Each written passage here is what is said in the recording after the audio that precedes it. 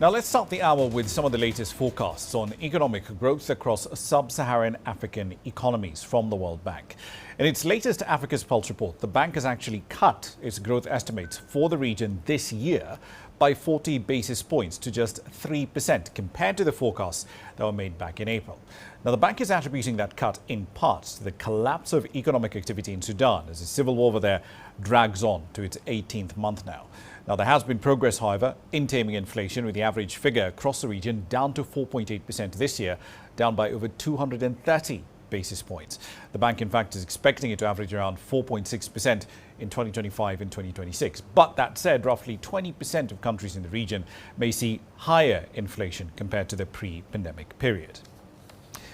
Sub-Saharan economies, however, are still struggling to cope with a growing debt crisis. Even though median deficits, that's essentially the difference between what governments spend and how much of that spending is actually taxpayer funded, even though those deficits are trending lower, debt service payments are now crowding out spending on education and healthcare. And that trend will get worse as net interest payments rise from 3% of GDP this year to 3.4% in 2025 and 2026.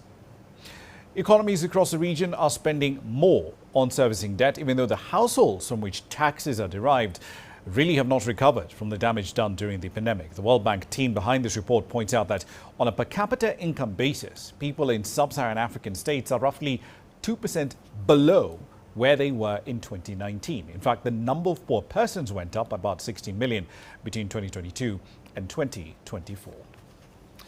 Now, after the release of the Africa's Pulse report, I spoke to the World Bank's chief economist for Africa, Andrew Daberlin.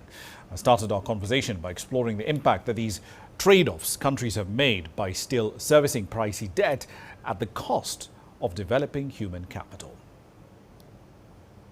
It indeed has come at a certain cost, because even as the revenues and the spending coming into balance, and so almost achieving balanced budget, what we're beginning to see then, if you look at all the needs that the governments need in order to be able to actually meet their financing needs, including interest payments, then those fiscal balances are not coming down as fast as possible, right? So, or as fast as you can see in what we call the primary balance. So that is leading to really painful trade-offs, right? Because the governments are now beginning to think, should I pay interest payments that are due for me, or should I actually spend money on education, on health, on energy? This is a conversation that has been had for the last 5 years, because I remember the former World Bank head, David Malpass, making the argument in 2020 that debt relief of some sort is needed, and it's needed urgently. Now, here we are in 2024, with the G20 common framework, which we'll get to in a bit. But what sort of debt relief is urgently required now? Because if countries essentially are having to make that trade-off of, do I service my debt, or do I pay for healthcare, do I pay for education? The trade-off here is that the quality of human capital they're developing is suffering by a fair bit. The World Bank is on record as having called for debt relief for a lot of these poor countries that are currently being weighed down by the cost of these high levels of debt and the cost of debt servicing. So we've called for that, but unfortunately the process is very complicated, because the composition of creditors is now much more complicated than it was only a few years ago, right? So it's not only multilateral development banks, it's not only the traditional Paris Club of investors such as rich Western countries and Japan, but now it includes non-traditional lenders, either China or the Gulf states, India, Turkey, but also bondholders. The private bondholders have now really come into the market in large numbers.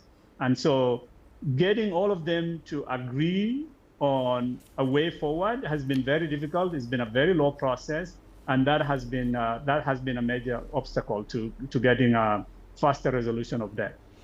We're now about 5 months on from the World Bank chief economist. I believe Indemit Gill argued that the G20 common framework at the time hasn't worked as it should. It's not delivered the sort of new money that a lot of the countries that applied for it at the time were expecting.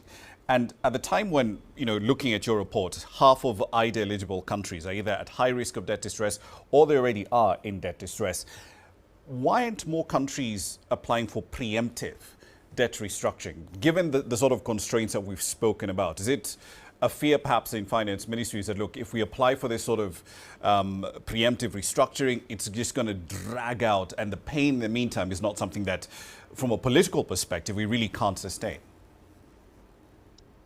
That could be one of the reasons, for sure, right? I mean, so three reasons why I think, I mean, this is more, there are possibly three reasons why these countries are reluctant to come to the G20 framework. One is the process itself, as you mentioned, right? You know, Zambia has been the first one. Zambia was the first one to go. They've taken 4 years. It's mostly been successful in resolving its issues with the creditors. But there's still a few holdouts. And as long as there are these holdouts, there's always this cloud that's hanging around this process, right?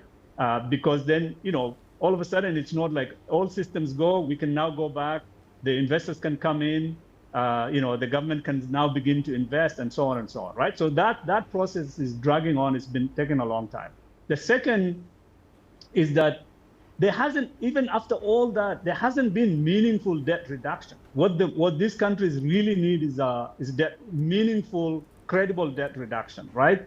Instead, what they've gotten is, you know, changing the profile of the debt so that it can now take longer. Maybe you reduce interest rates by a few points, but nonetheless, the debt is staying on the books, and you know, it's just going to take a lot longer to pay off, right? So the maturity, you know, the maturity rates have been changed. The restructuring has taken place, but it's not like what we would call a real meaningful debt reduction.